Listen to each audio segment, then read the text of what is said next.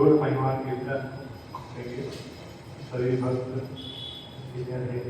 विशिष्ट सबका निर्देश करेंगे तो आपके महाराज जी का महिमा वर्णन करें और उसके बाद में पुष्पांजलि होगा।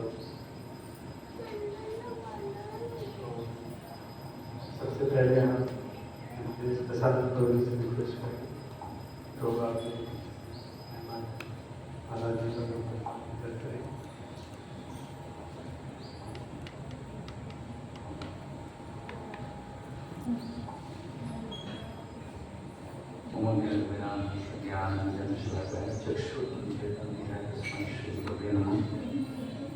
नमो ओम विष्णुपदाय कृष्ण कृष्ण भगवते श्रीमते भक्तिवेदांत स्वामी नामिने नमस्ते सरस्वती गौरवाणी प्रचारिणे निर्विशेष शून्यवादी पाश्चात्य देशतारिणे नमो ओम विष्णुपदाय Krishna Krishna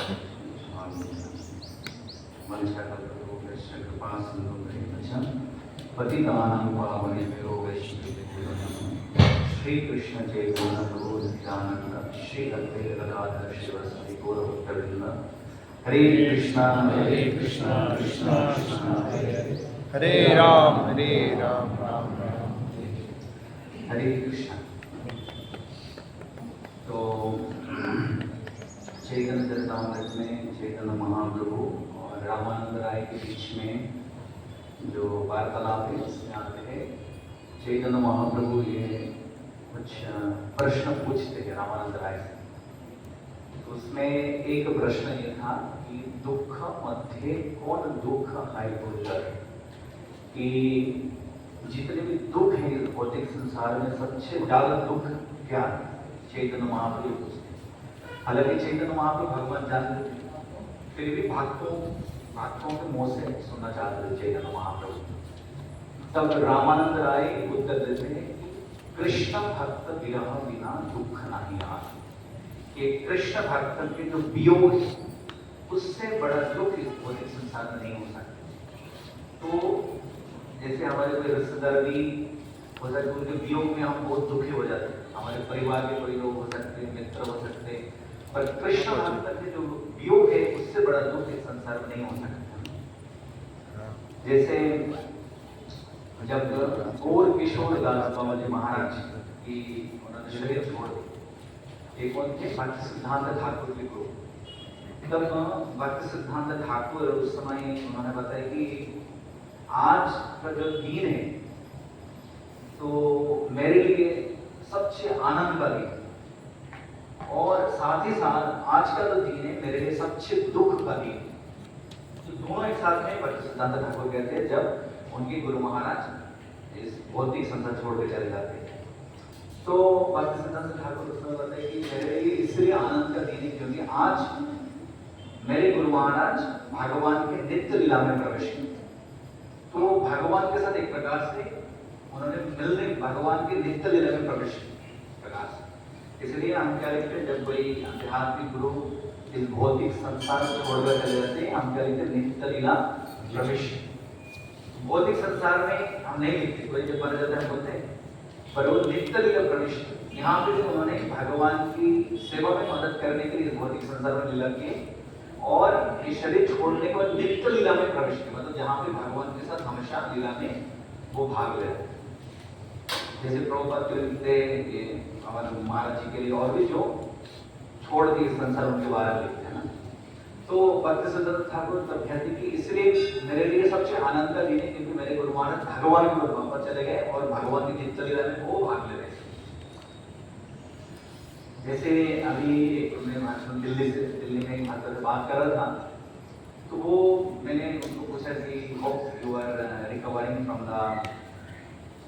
the shock of Maharaj departure. तो वो एक फोटो भेजा उसमें। तो उन्होंने दिल्ली में भक्तों की चर्चा कर रही कि हमें बहुत ज्यादा दुख हो रहा है, पीड़ा हो रही है क्योंकि गुरु महाराज चले गए।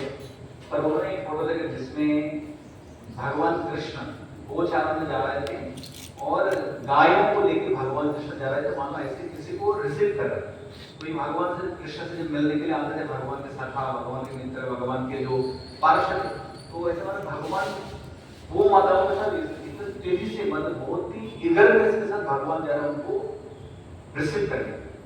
वो भक्त कह रहे थे मुझे दुख तो हो रहा है, पर साथ में ये फोटो देख के तो मुझे ऐसा लग रहा है कि आज हमारे गुरु महाराज परम पूज्य गोपाल कृष्ण गोस्वामी महाराज को भगवान कृष्ण किस प्रकार से रिसीव कर रहे हैं। तो ये देख के मुझे अच्छा लगा। इसलिए भक्त सिद्धांत ठाकुर बोलते थे कि ये इसलिए आनंद का दिन है, पर इसलिए सबसे दुख का दिन है मेरे लिए, क्योंकि भक्त सिद्धांत ठाकुर कहते हैं कि आज से मुझे मेरे गुरु महाराज की पर्सनल एसोसिएशन नहीं मिले।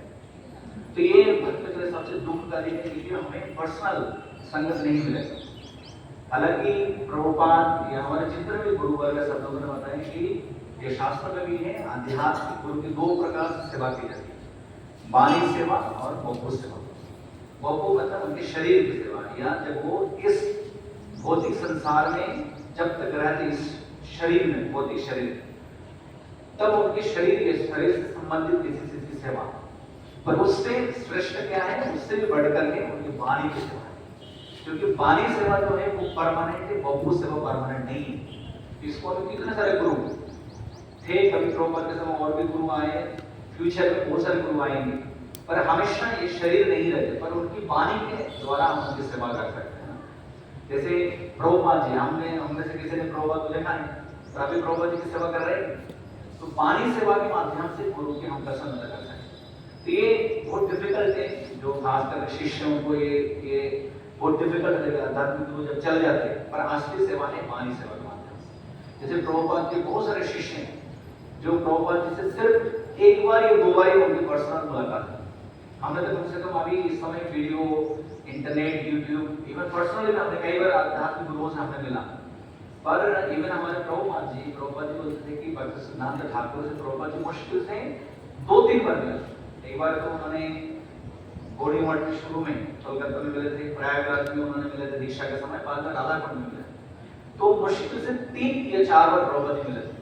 लेकिन प्रभुपाद से श्रेष्ठ कोई शिष्य हो सकते भक्त सिद्धांत ठाकुर, क्योंकि उन्होंने वाणी सेवा की। इवन ऐसा तो है कि प्रभुपाद भक्त सिद्धांत ठाकुर के जब समाधि, उन्होंने शरीर छोड़ने पर समाधि के समय भी प्रभुपाद जी वहां पर उपस्थित नहीं, मतलब हम तो अपने गुरु के समाधि के समय में जा सकते।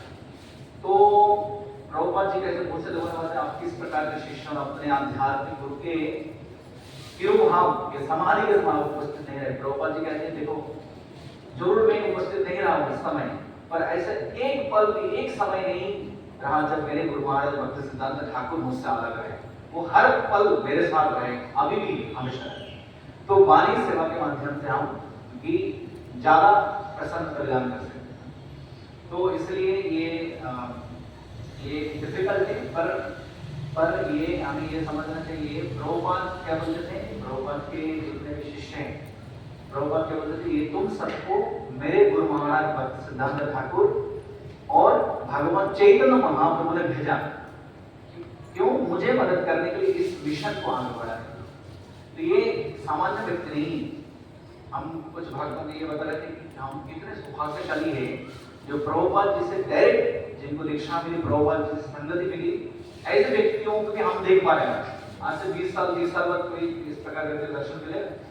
जैसे मुझे हमारे गुरु महाराज जी जैसे भक्त सिद्धांत ठाकुर के एक शिष्य थे, लास्ट सबसे आखिरी शिष्य जो जीवित थे, तो उनसे मिलने के लिए कितने लोग ज्यादा था मायापुर कि भक्त सिद्धांत ठाकुर से मिले। एक व्यक्ति अभी तो कम से कम जीवित, तो पर हम तो कितने सारे प्रभुपाद के शिष्य से मिल पाए। इसलिए जब भी इस प्रकार मौका मिले वरिष्ठ भक्तों को, प्रभुपाद के शिष्यों को, खास करके हमें ये फायदा उठाना चाहिए कि ये हमेशा नहीं रहेंगे हमारे साथ, और डायरेक्ट प्रभुपाद से एसोसिएशन की और इन लोगों को चैतन्य महाप्रभु खास करके सिलेक्ट किए प्रभुपाद के इस मिशन में मदद करने के लिए। तो ये साधारण व्यक्ति नहीं है, तो प्रभुपाद के मिशन में मदद करने के लिए आए और बाद में फिर प्रभुपाद जी के पास चले। तो कभी कभी ऐसे लग सकते हैं कि हमने बहुत प्रार्थना की है ना, हम इस प्रकार उनकी रिकवरी के लिए प्रार्थना की, सिंसियरली हमने प्रार्थना की, भगवान के नाम जप की, नरसिंह जैसे प्रार्थना की, फिर भी हमारी प्रार्थना क्यों नहीं चली, है ना। तो जैसे हमारे कुमार जी जब उनके देहांत हो उस समय मायापुर में जननी बस हो गया, तो सब लोग बहुत दुखी थे। हम लोग इतने सिंसियरली प्रार्थना की, इतने लंबे समय तक प्रार्थना की हम सब लोगों ने, फिर भी क्यों गुरुमान जी हमारी प्रार्थना नहीं।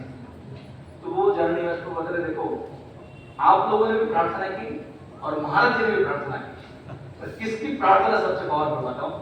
आप लोगों ने प्रार्थना की उनको वापस आ जाने के लिए, और उन्होंने प्रभुपाद से प्रार्थना की, प्रभुपाद मुझे आपके पास ले जाओ। तो प्रभुपाद किसकी प्रार्थना सुनेंगे?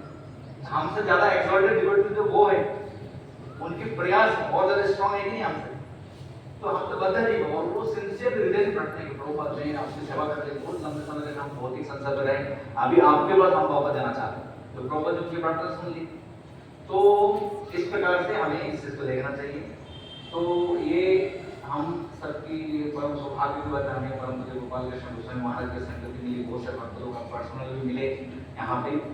तो महाराज जी के बारे में अभी जब